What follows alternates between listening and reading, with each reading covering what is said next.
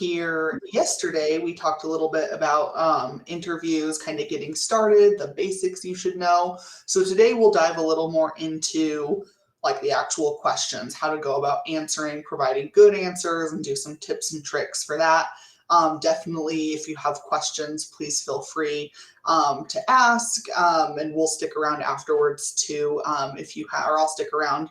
I think maybe Ashley has an appointment after. If you have questions, we're happy to answer them. So we will go ahead and get started. And I think I recognize most of us were in our presentation yesterday, but if you weren't, my name's Melissa. I'm one of the advisors in the PPAC. We also have Roz and Ashley, our other advisors, who are in on this presentation.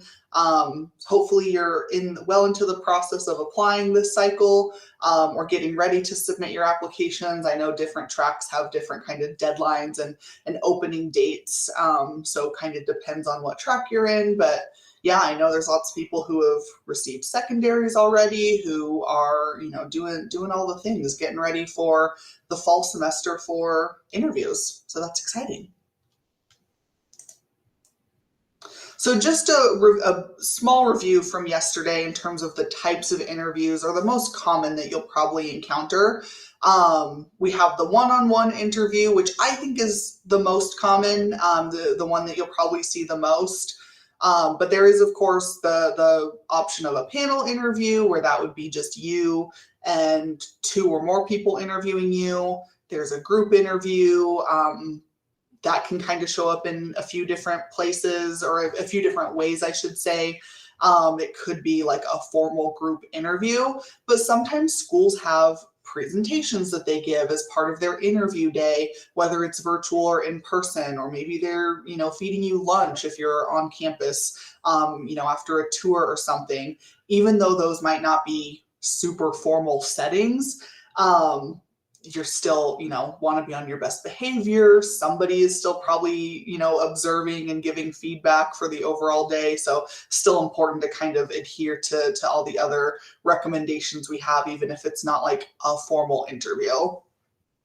There's the MMI, which not everywhere does. So this one totally depends on where you're interviewing. They'll tell you, they're not going to surprise you with an MMI the day of, so you'll be prepared going in. I know that's something that UNR, they do MMIs for their medical school. There's, I think, some vet schools that do MMIs. So you may encounter it, you may not, depends on where you applied.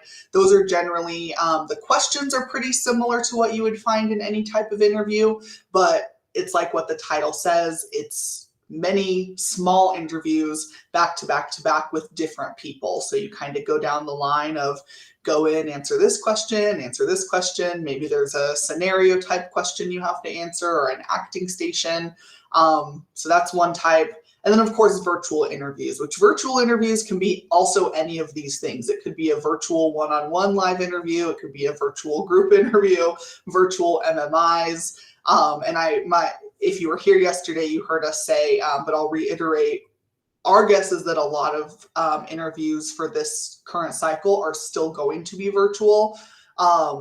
We know for like medical schools, there's been a lot of talk of, it sounds like most people are remaining virtual. So just be aware of that too. So just getting started, what should I be prepared for? What are some common questions?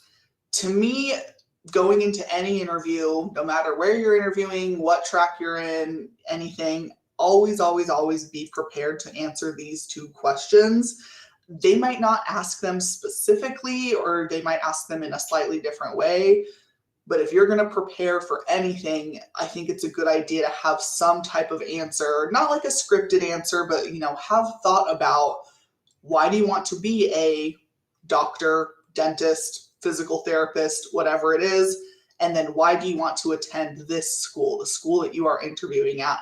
What is it about this place that's interesting to you? I think it's always, if you're going to prepare for an interview, have answers to those questions, because they most likely will be asked in some type of way. And that's a really good way to show why you're a good fit. It's a good way to show why you stand out, to put some time and thought into coming up with some sort of response for these. So some tips for like creating a response for these.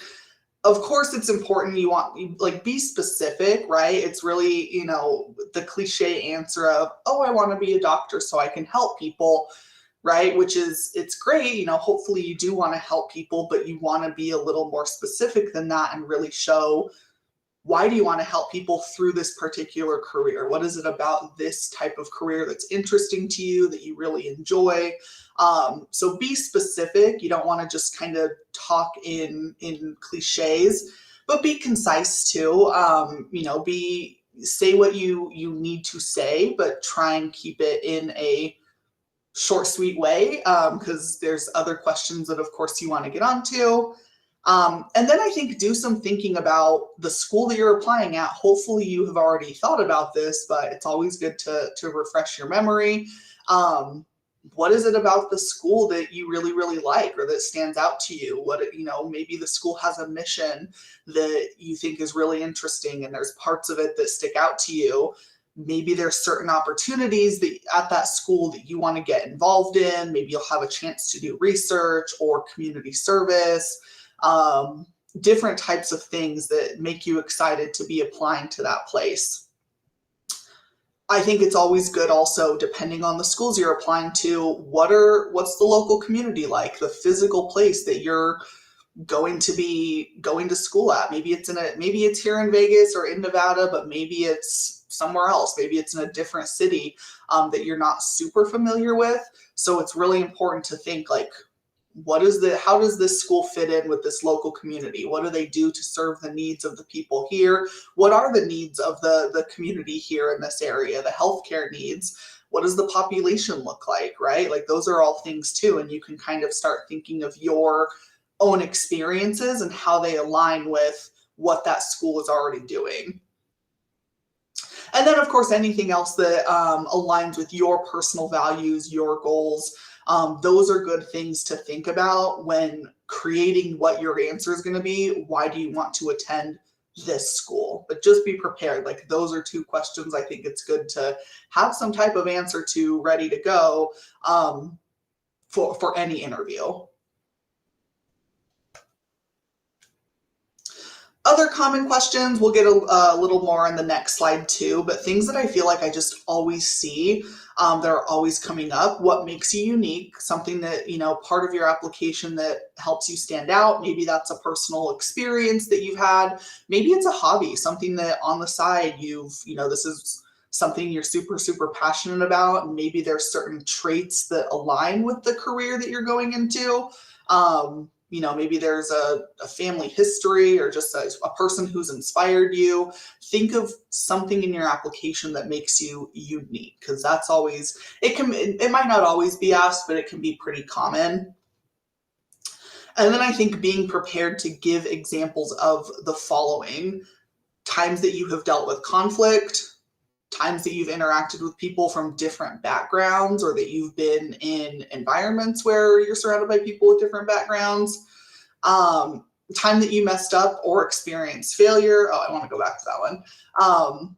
That's a big one too, which a lot of the dealing with conflict, times that you've messed up, experienced failures, you've had miscommunications with people, someone's been upset with you, aren't always the most fun things to think of, and aren't the most reassuring all the time. It's not fun to think ooh, that one time I really messed up, and you get that embarrassment comes back and everything. It's not fun to think about, but truly I feel like these are questions that people don't always prepare for, because they come into an interview prepared to talk about all of the great parts of their application. Here's all my successes. Here's all of my really great things that I accomplished, which is awesome and great. And you still may get a chance to talk about those, but people forget that, it's also important to show your resiliency. It's also important to show how you overcome challenges. And those are really important traits for professional schools, because they know once we admit students, we know they're going to mess up. We know that they're going to have challenges. They're going to face hardship and have difficult decisions to make. They're going to have conflict, whether it's, with each other, with other classmates, or with, when they're getting that hands-on experience. And so those are super important skills that they want to know. When you do have conflict, how do you handle it? When you do experience failure, how do you overcome it? What do you do to get back on the right track? So yes, when you're thinking of how can I prepare for an interview, I want to think of my really successful experiences. Don't forget to think of those challenging times too, because very commonly you'll get asked those questions. And I feel like in my experience, I've just felt a lot of people are like, oh, I wasn't anticipating being asked about kind of the negative things that have happened. I was only really prepared to talk about how great I am, but it's a way for you to demonstrate these really important competencies, to show why you're a good fit for that school, that you're a good fit for this career. It's okay to talk about failure. That's what I always tell people. These are other common questions, and that might not be questions or like prompts that you get, but I think all of these different things are good to reflect on, right? You probably in any interview you go into, you're not going to know the questions. You might be able to get a good idea based on things you find online. You can always look up what are common interview questions, but you're never going to know exactly what they're going to ask you. So the best thing you can do instead of just trying to guess, like, what is it that I should be preparing for, reflect on your own experiences, right? These are some prompts that I think anyone should, or anyone could just think back, and you don't have to create like a whole 2 to 3 minute response for each one. You don't want to make a script for yourself, but just start getting to know yourself. Think of these things so you can, if something comes up that's related to it, or it might be kind of the direct question, you have something to go off of, right? And it might not all be healthcare related. It might not be related to the specific track that or program you're applying to, but things like, what do you do in your downtime, right? Do you have a hobby, a favorite activity? Do you have someone who inspires you? Thinking of your future plans, where do you see yourself in 10 years? Those are all good things to just reflect on personally and kind of create some answers for yourself, because that will help you no matter what type of question you get. If you've done some deep thinking about yourself, your goals, your personality, your experiences, all the things that you've been involved in the past several semesters, it really makes it so no matter what somebody is going to ask you, it's easier to come up with a response because you've done that deep thinking already. So definitely think about these. You'll get the slides after this too. So if you want to review any of these slides, with this information on it, you will have it. But I think these are some very common type prompts that I see in interviews, or that I see students have been asked. Another common question, probably the first question you'll be asked, in any interview, is the very common "tell me about yourself." The introductory, just getting started with an interview. So it's good to come in prepared for this one too. Very likely this might be tied with another question from that first slide about, like, why do you want to apply to this school? For example, tell me about yourself and why you want to be a doctor, or tell me about yourself and why you are qualified to be a student at X, Y, and Z school. So sometimes they're kind of blended together. That's why I think it's good to, if you're going to prepare anything and kind of have not a scripted response, but just something that you've really thought out and kind of practice, those are the things to do. Tell me about yourself. Why do you want to be in this career? Why do you want to go to this school? Commonly going to get asked no matter where you are applying. So be prepared for this one. Basically, just the tell me about yourself question. You want to give a small glimpse, brief information about yourself, but really you don't want to go overboard. This is a common issue that I have seen with some people, that depending on your time limits, your interview may only be 30 to 40 minutes long. I've had people before where it's, hey, tell me about yourself and why you're applying to this particular school. say, they spend 15 minutes answering this question. And by the time they're done, we only have 15 minutes left to go through the rest of the questions we're supposed to ask. And it's just not enough time to get through everything, making it hard for your interviewer to assess you correctly because they couldn't really see all the things that they were trying to see because we spent so long on the first tell me about yourself question. So very important. That's why I think it's good to, if you're going to prepare anything, prepare for these questions because it's kind of the introductory, and it can help you kind of pace yourself, not, cut down your answer if you're someone who is trying to tell your whole life story. That's where people get caught up a lot, is they're trying to say too much, right? We don't need to know everything from the day you were born from here to the day you're interviewing. Be concise, share the important parts, that tells the interviewer a little bit about yourself, and answers the question of why you're applying to do what you want to do, but don't go overboard with it. Think about those things that make you unique, that can tie into your desired profession, why you'd be a good fit.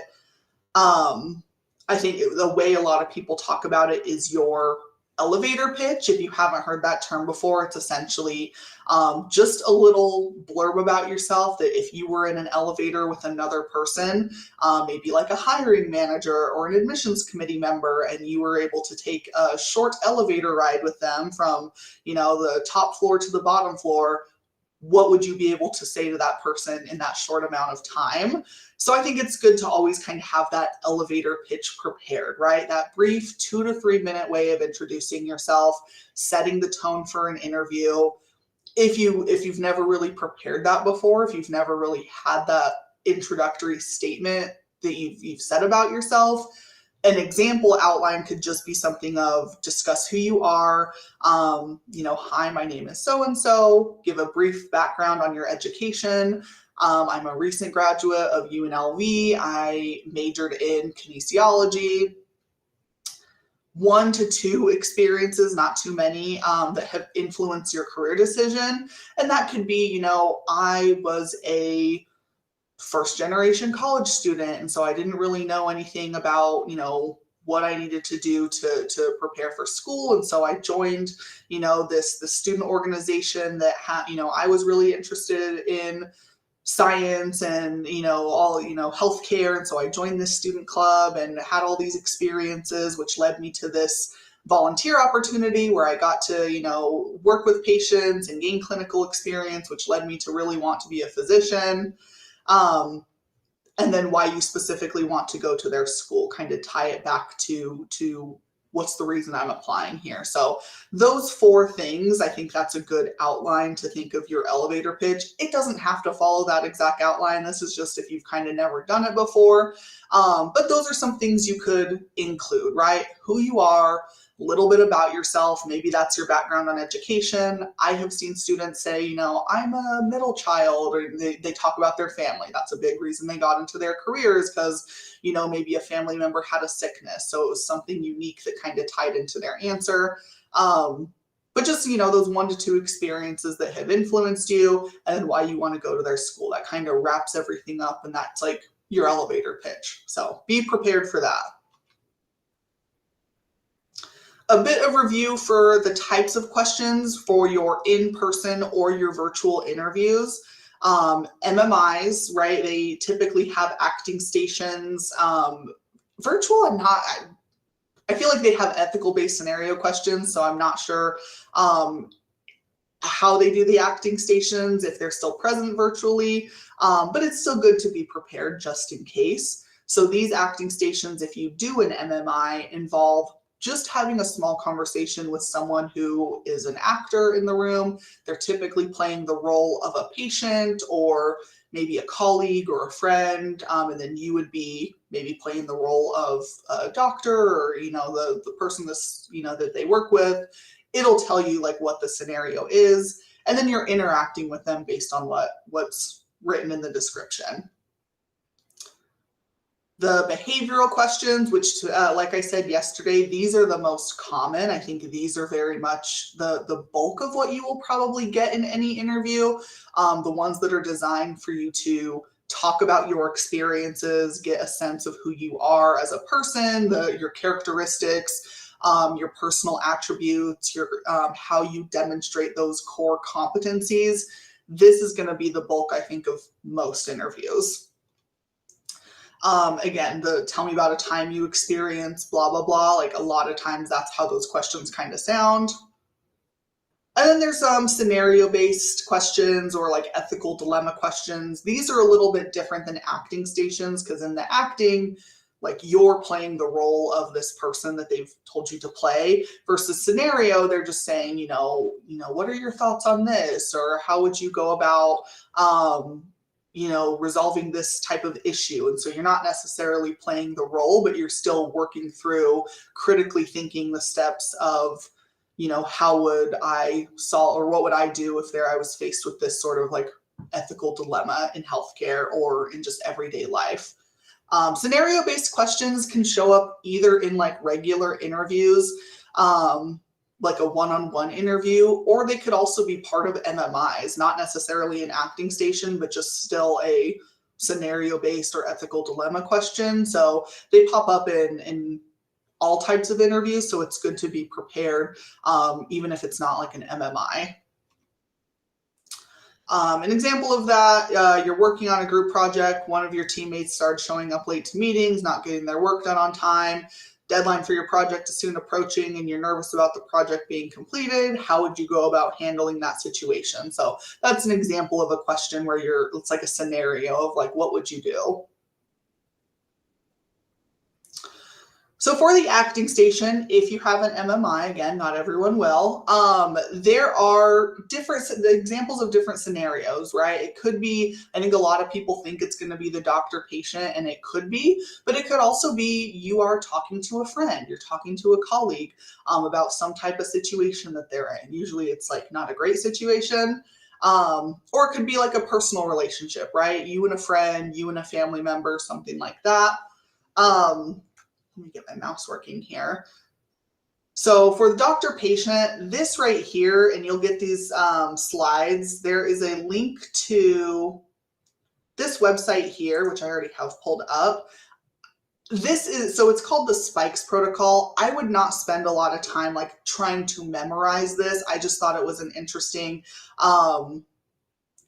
thing to kind of look into if you're preparing specifically for an MMI, for an acting station. Again, I don't think the purpose is to memorize what does SPIKE stand for, what does it mean. It's essentially just if you're a healthcare worker who has to deliver bad news, it's kind of like just this thing that it's an acronym for what you should, like the steps you should take in order to deliver bad news and help this person through this situation. To me, the purpose is not, for me showing you this, it is not to memorize what does every single letter stand for. If I'm in an acting station, I'm going to sit here and do, step 1 is this, step 2 is this. Really, I think it's just helpful to go through to get an example of how can I approach this situation. And if I have a general idea of, making sure I'm checking in with this person, that I'm asking them the right questions, that I'm, making sure that I'm showing concern for them, that I'm listening to their concerns. Those are the things that I think are the most important. So don't get too caught up in trying to memorize what Spikes is. I just noticed that it's something that often comes up if you do a Google search for MMI acting stations. A lot of them reference the Spikes protocol because it's a way to deliver bad news. So it's helpful to look through, but don't feel like you have to memorize it.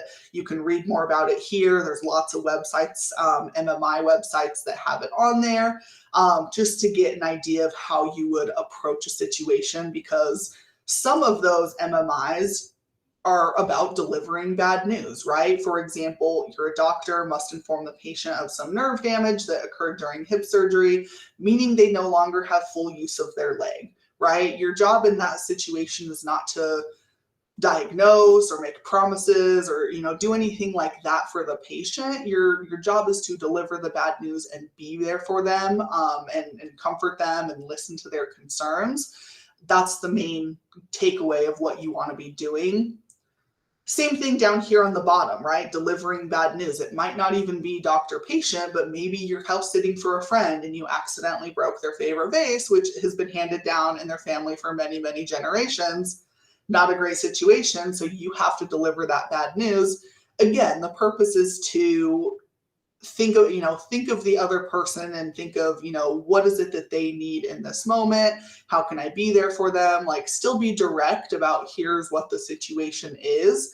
But be open, like let them ask questions, give space to them, to be upset, but also to comfort them and to show, to encourage them, and to do those things too. So that's kind of how I feel about the acting stations. Is, again, it's not something you have to try and go in and like memorize what the answers are going to be, but I think it's helpful to look into that protocol just to get an idea of what you might do. General tips for those acting stations, especially if it's saying that you're a doctor, the other person's a patient. Don't forget to introduce yourself and make eye contact. I think sometimes people get really nervous because it's scary. Those acting stations can be nerve-wracking, but that's part of the professionalism, right? Don't go in, just charge right in and start talking to the person. Make those introductions, make eye contact. Your body language is important, so don't forget to do that. Try and avoid rambling, or making it about yourself. So a lot of times people will, when they're trying to relate to another person, if I'm delivering bad news to a person, or they have, they didn't get accepted to the schools they wanted to, so they're feeling really down about themselves. It's really easy to say, oh, this happened to me, let me tell you about it.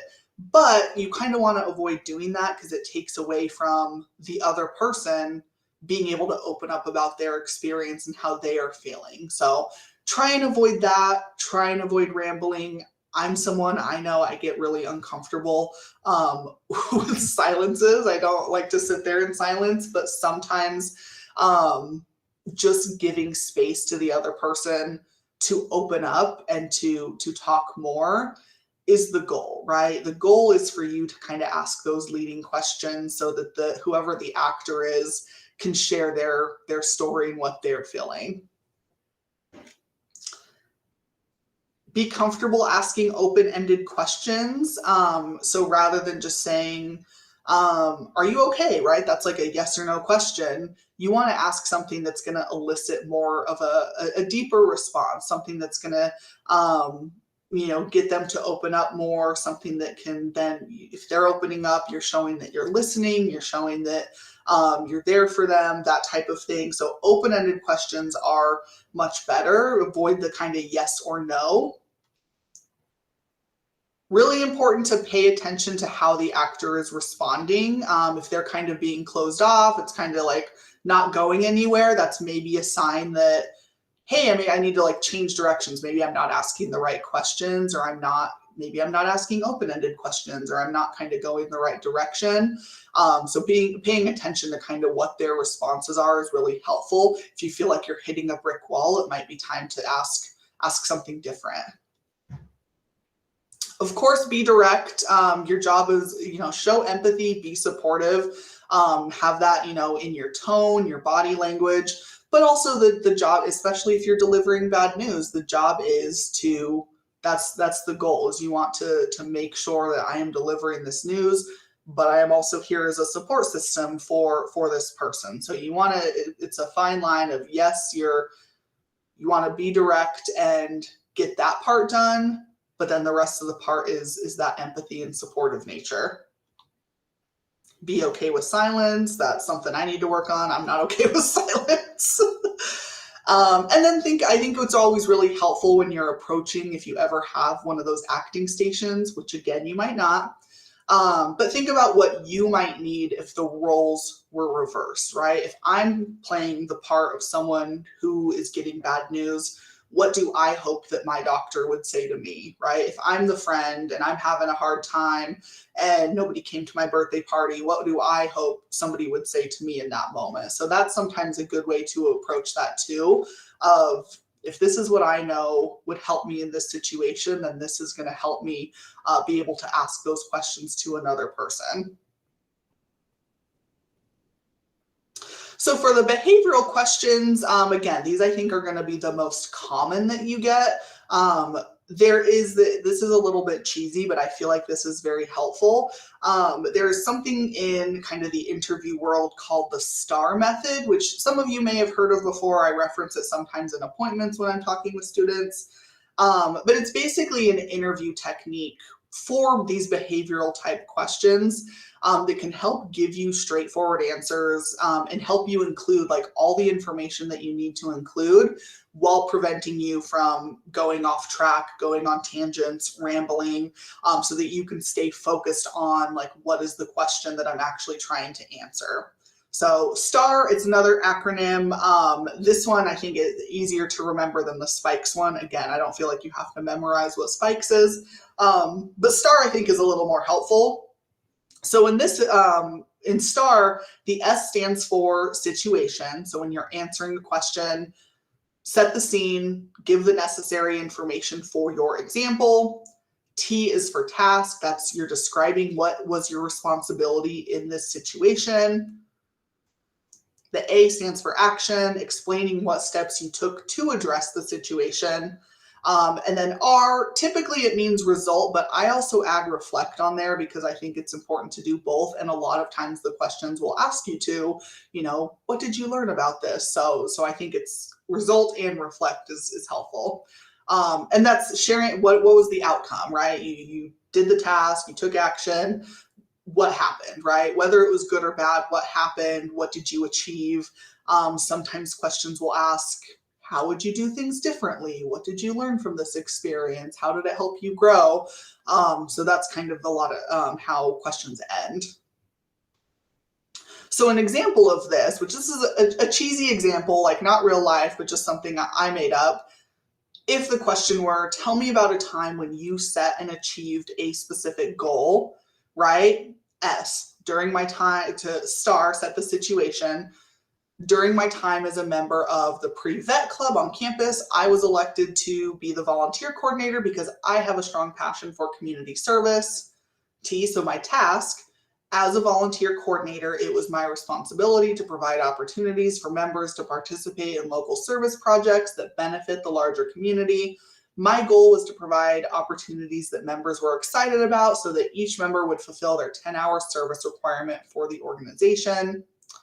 The action that I took, since we are pre-vet students and we all have a passion for animals, I worked with a representative from the Animal Foundation to organize times that our members could volunteer at the kitten clinic, where they had the opportunity to assist veterinarians as they spayed and neutered kittens.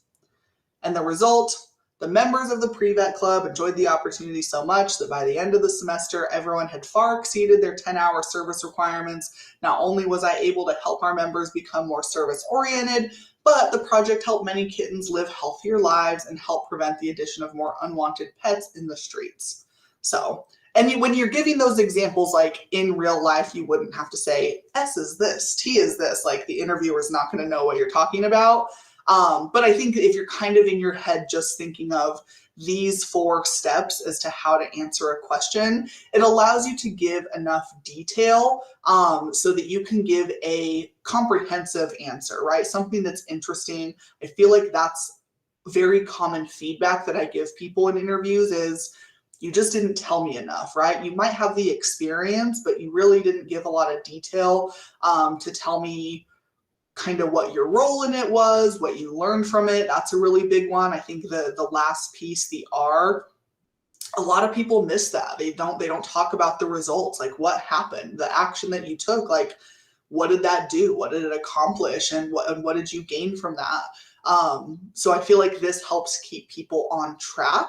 Again, you don't have to use it. I think sometimes this is just a helpful framework, especially if you're someone who gets off topic. That's kind of what I think it most helps for. People tend to ramble a lot and then they forget, what was the question I was trying to answer? I don't remember. So now I've not really done my job of providing all the information that I could have. So this is just one example. Again, you never want to have like a set script because you're never going to be able to know what exact question they're going to ask you. But I think if you're just aware of these 4 different parts of answering a question, STAR, no matter what question anyone asks you, it's a little easier to answer. You may also get scenario or those ethical dilemmas. So an example of like an ethical dilemma, right? Someone may ask, like, does euthanasia have a place in modern medicine? Not really, not a scenario so much, but that's kind of more of just like, what are your thoughts on this topic? For these questions, there's not really a right or wrong answer. I would say like 98% of the time, if it's something like a scenario where, hey, you saw somebody like rob a bank, what would you do?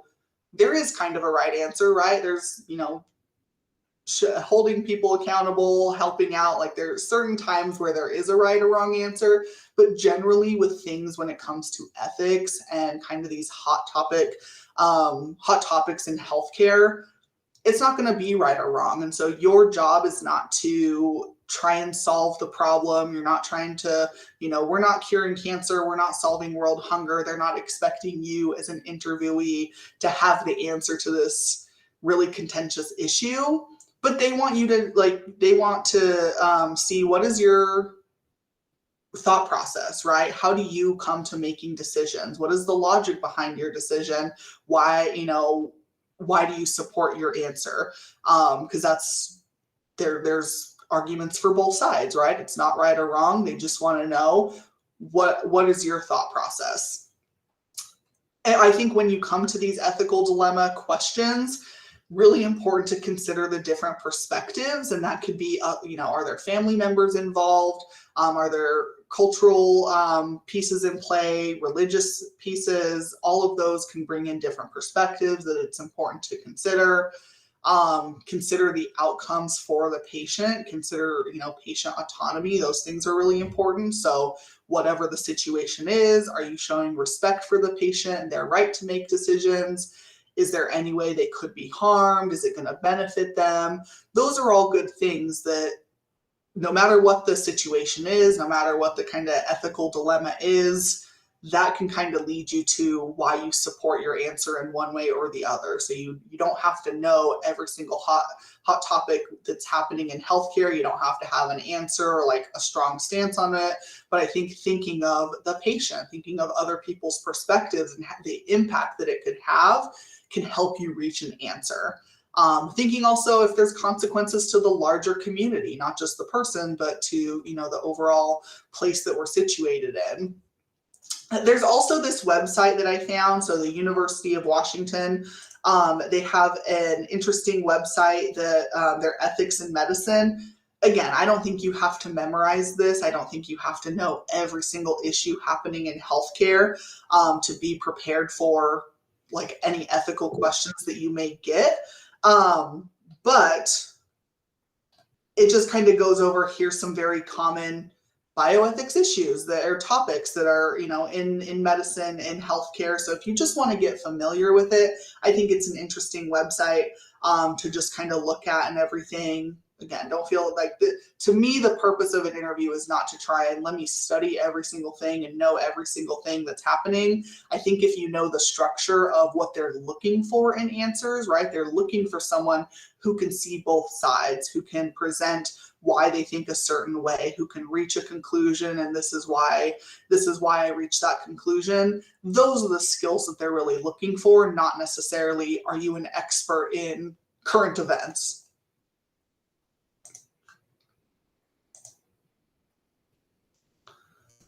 And also very commonly at the end of an interview, you're going to have do you have any questions for us? Or is there anything else we should know? So this on top of those first questions, like always have an answer for why medicine, why dentistry, why do you want to go to this school?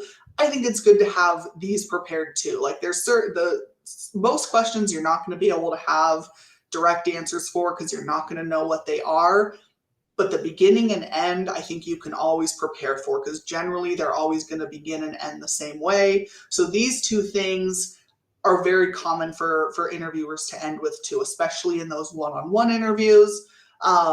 So come in prepared for that. I think it's good to make good use of your time. And if they ask, do you have any questions for us? Have, 2 or 3 questions prepared ahead of time. So if you do have the time at the end of the interview, you can ask something else to show interest. I feel like it's a missed opportunity to not ask questions when you're given the chance to. If you run out of time at the end of the interview and there's no time for questions, I don't think that's a big deal. That's great that you were, spending time answering the questions that they had for you. But if you do, if at the end of it, anytime you have an interview and at the end they ask, we have time for one more question, anything you have for us, be prepared for that. This is your chance to clarify anything. Maybe if there's something previously that you wanted to clarify. But it's also a chance for you to be deciding, is this the school I want to go to, right? Like, is this somewhere, if I'm going to be investing the next however many years and all this tuition money, I want to make sure this is also a good fit for me. So questions can be for you to learn more about the program. They can be for you to get, opinions from the people who have interviewed you. For, current students, oftentimes you'll meet current students through the interview process. But it's a chance for you to also see, what is this a good fit for me? So make sure, I think you've come up with some questions there, some examples of questions. What do you believe is the greatest strength of this school or program? If it's somewhere that's out of state, somewhere you've not lived before or not as familiar with, I think asking questions about where you might be actually living is helpful. What is it that you like about this area? What has kept you here? Those can be good questions to ask. I think the main thing to consider when, be prepared with questions, but also be aware of your audience. I think specifically of UNLV Medical School, not all interviewers are medical doctors, right? Like, I'm an interviewer for UNLV Med School and I'm not a doctor. So if someone were to ask me, what's your favorite part of being a physician? It's not a question I can answer, right? It's kind of a wasted question because that's not something that I don't have any perspective on. So just be aware of who your interviewers are. Obviously you'll have done introductions, so you'll know the person you're talking to and hopefully their background a little bit and if they're kind of in that role. But just be aware, not all the times, ask the appropriate question for the appropriate audience. Avoid those generic questions too. Things, if you can Google it, don't ask it in person. What's the average GPA of people who get accepted here? To me, that's a wasted question just because you can find that information online. And again, use this to see if this is a good fit for you. The other thing too is there anything else we should know? Sometimes they'll ask if you have any questions for us, or is there anything else we should know? Sometimes it might just be one or the other. But be prepared for that too. That's kind of your last chance. This is your last chance to talk to somebody before your application goes to the admissions committee for final review. So if there's any last minute thing you want to let people know, make good use of that time. I've seen a lot of people just say, nope, that's everything. And I'm like, really? There's nothing else you want? If you have a chance for you to get accepted to this highly competitive program, there's nothing else you want to share? I think it's okay if you genuinely don't have anything to share. It's okay because you also don't just want to be taking up space if you have nothing that's of substance.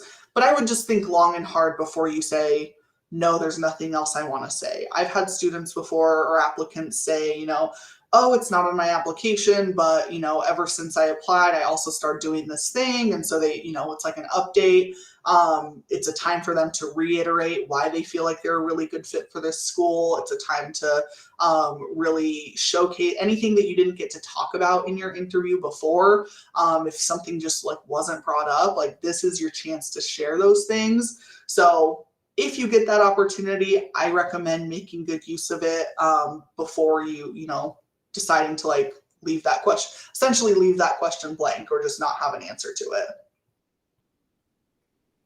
General interview tips. I shared this yesterday, but I think it's really helpful, especially because interviewing requires so much reflection. That's how you prepare for an interview is reflect. reread your personal statement, your experience descriptions, if you have supplemental applications, like any additional essays that you wrote for these schools, like review those. That's really helpful.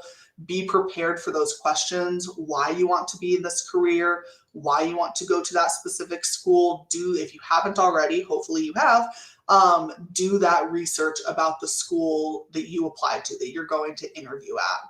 Think about things that make that school stand out, what makes you a good, unique fit. Things like the mission, the curriculum of the school, connection to the community, location. I'm saying this specifically for our Nevada schools. Your answer as to why you want to go to a specific school should be more than just I grew up here.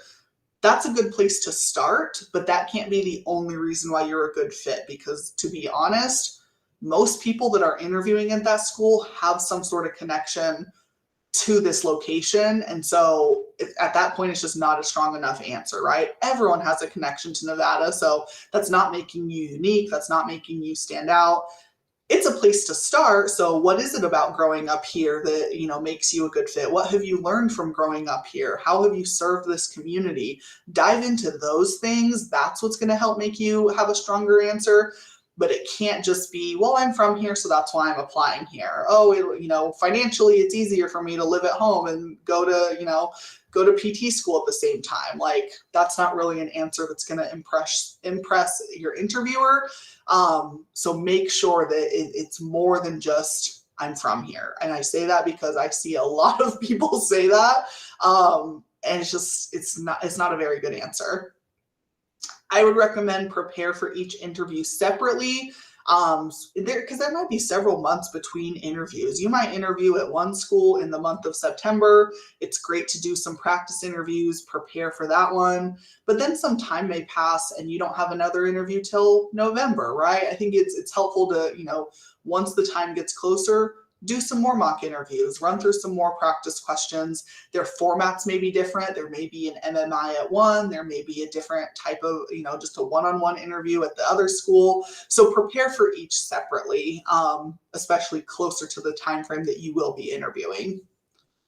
And then definitely practice, practice. Interviewing, I'm a firm believer that everything is a skill and you can get better at anything as long as you just practice.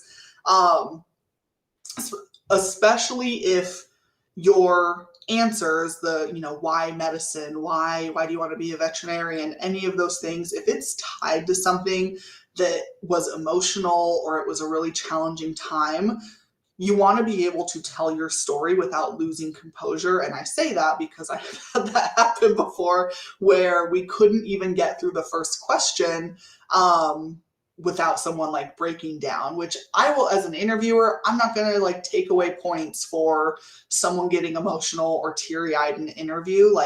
Clearly you care a lot, but the problem lies in we couldn't get to the other questions, right? We had very limited time to get through everything else.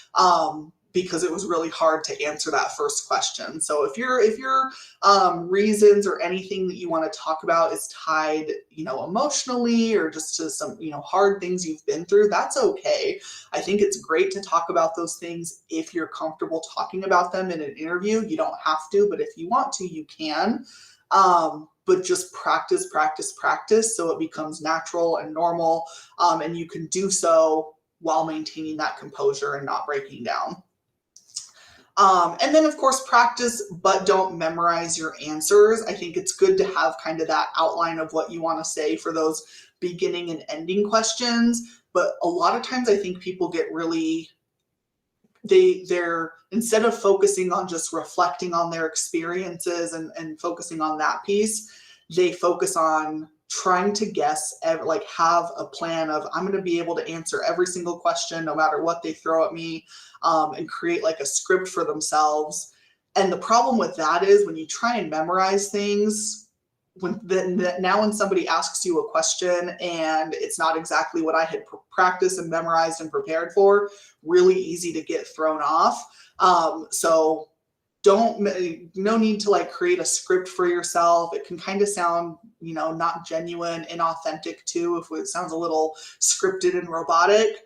So don't do that. It's good to practice and just have things come out natural. but there's no need to like read word for word what you're trying to say. The second part, so more tips. Not every response has to include an example of healthcare, but at least some of it should, right? I think sometimes people miss that because one, you don't necessarily know how many questions you're going to get asked. So they might be thinking, oh, I have time. But sometimes I've gotten through interviews and they never mentioned any type of clinical experience at all, which can then be concerning because I wonder, does this person have enough experience, right? So try like really think about your clinical experience and try and bring that up at least once for your interview. But just know also that not every single thing has to be a clinical, science sort of topic. I've had some of my most memorable interviews. I talk about this a lot in appointments that I've had with students. Someone who was involved in marching band, right? That's not at all medical related, but it's something they were passionate about. And I don't even remember the question. The question might have been something about, tell me about a time you had to lead a group of people.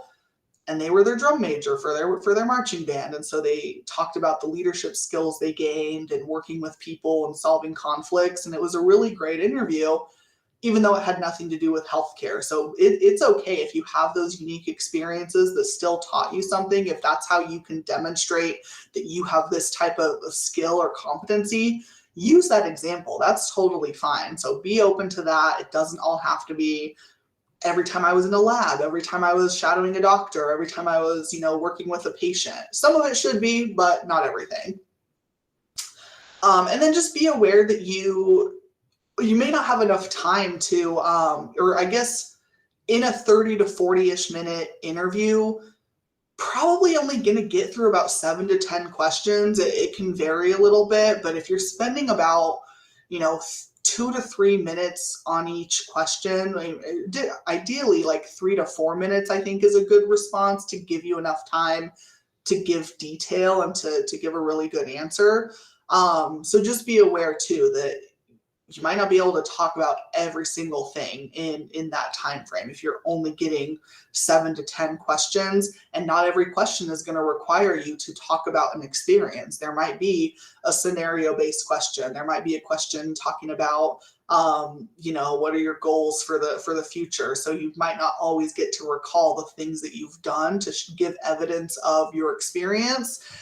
So that's why it's really helpful, like find those really impactful experiences and think of ways you can incorporate them into any type of question that you're asked. Another tip, this one sounds obvious, but people miss this a lot. And Roz and I were actually just talking about this morning in terms of like a personal statement. Always be sure to answer the question being asked. So I think this is helpful if you need to have someone repeat a question. I think that's fine to do. If it's virtual, to me, I'm like, I think it's okay to write a question down so you can go back and make sure you've answered it. Those are things I like to do. Sometimes people will kind of repeat what the interview has said, or summarize it so that they have it in their mind of this is what I'm trying to answer. But just make sure, like, I am answering the question. It's easy to get sidetracked. It's easy to ramble, and then you kind of lose your train of thought. That's another common piece of feedback I always give when I am giving feedback on interviews is sometimes it feels like we didn't answer the question at hand. We didn't give enough detail about this particular experience to fully get an idea of what it was you were doing. So be sure you're answering that. And then always, most important part, answering the question, it's that last part, showing what you've learned, how you've grown. It's something I feel like I write on a lot of interviews when I'm giving feedback didn't feel like there was a lot of reflection, right? They kind of just talked about their responsibilities, the things they were assigned to do. We accomplished our goal, end of story, or, we did this and the situation's over. But I think if you can take it a step further, if anything that you're talking about, you can show maybe think something you would change in the future, how you would approach it differently the next time, what it taught you about yourself. Don't leave those details out, right? Reflection, introspection, self-awareness is really helpful in showing an admissions committee who you are and is this person prepared to be accepted to our program. We talked a little bit about this yesterday, how to prepare, so some just general interview information. Again, it may have been a long time before you've submitted, from when you've submitted your application to when you interview. So review those application materials. Never assume that the interviewer has memorized or knows everything about your application. So you should be the one that knows everything. Plan and prepare what you're going to wear for the day. Make a plan for how you're going to arrive at that interview location, whether it's somewhere like a physical location you have to be at, or whether it's somewhere that you're going to so that you can do a virtual interview and have a quiet spot on campus or somewhere. Make a plan for how you're going to get there and like what your day is going to look like. For those virtual interviews, quiet location, you plan and prepare for where you can go for that. Maybe it's at home, but maybe it's not. So figure out a good place there where you have good connection. Like I said yesterday, we have a conference room next to our offices. So if you ever want to, reserve that or ask about it and see if it's available, we're happy to reserve it. Make sure that you have that space during our regular hours, so Monday through Friday, 8 to 5. Make sure your background is simple, not distracting. Test your equipment. Test it again before your interview starts. Just make sure you're not going to have any technical difficulties. And then have the program's contact information. Worst case scenario if you do have technical difficulties. I feel like if you're looking to practice, I feel like there's a couple ways. There's lots of ways you can practice, but number one, we have that standout interview platform through UNLV Career Services. In the next slide, there's a link for it. Basically, it's a place where you can do a virtual interview. It asks you a question. It's a recording of myself, Roz, Ashley. We ask a question, then it records your answer. I think you have 5 minutes to respond.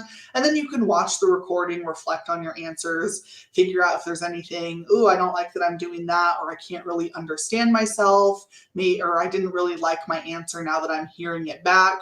So I think it's really helpful to watch yourself, as uncomfortable as it may be. I hate watching myself, but that's a really good way to learn.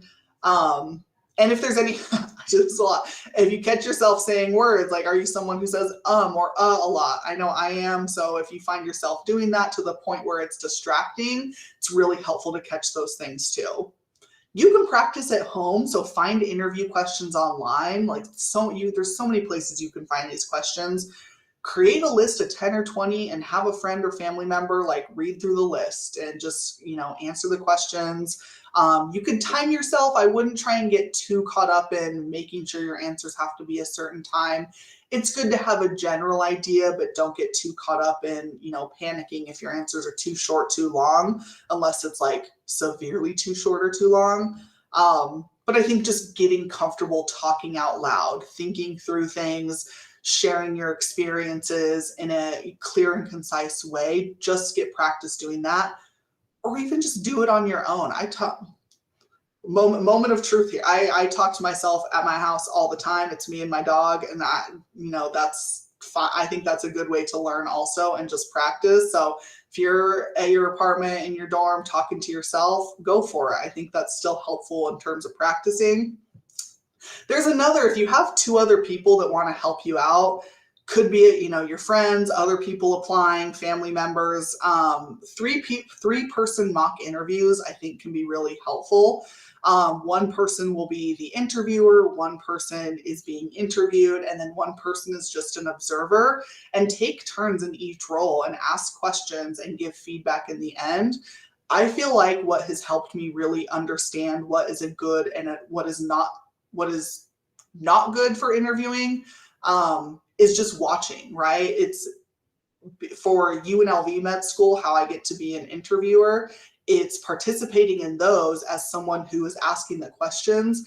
That's what's really helped me learn, like, oh, this is a good response or this is not. So just being an observer or being someone who asks someone else questions and seeing how they respond, that I think is a good practice too, because you can see, oh, this is something that, I really want to emulate that when I interview, or this is something that this could have been a better answer. This is how I would have done it.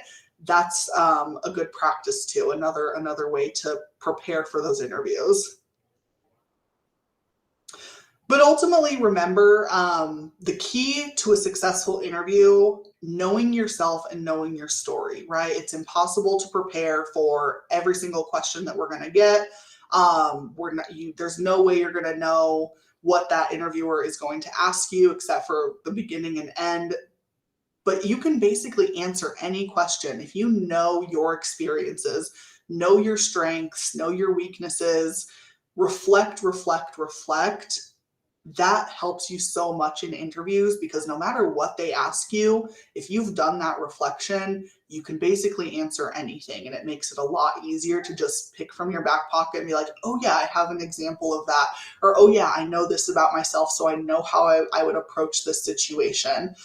So if you're going to do anything, like, yes, practice questions are great to just get a feel for what you might be asked, but doing a lot of reflection, just kind of that internal work, really helps with interviews. So I know we're going a little over time.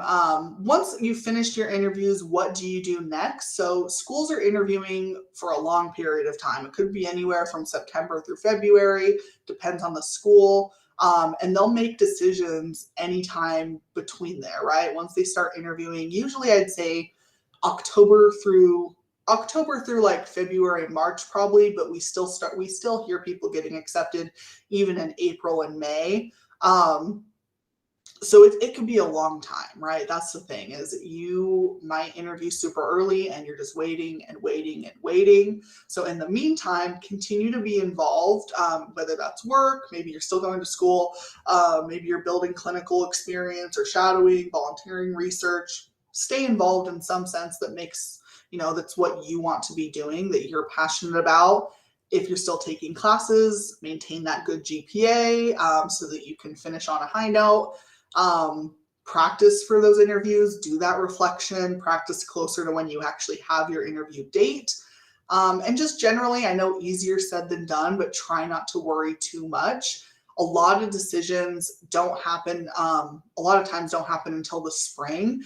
People will start getting moved around on wait lists eventually. That's when we start hearing more acceptances, things like that. So if it gets to be the springtime and you're worried about potentially needing to reapply, talk to us. We're happy to kind of go over, here's what that looks like, or here's what your options are. If you should be, thinking of putting together a second application. So, but just know that it is kind of that waiting period. Once you interview, it's like, oh, it's sometimes agonizing of, I haven't heard anything. Is that good? Is that bad? What does that mean? Sometimes you just have to wait after your interviews. So your next steps, again, this isn't required, but we do have those standout interviews that you could use if you want to get that practice, especially in a virtual setting.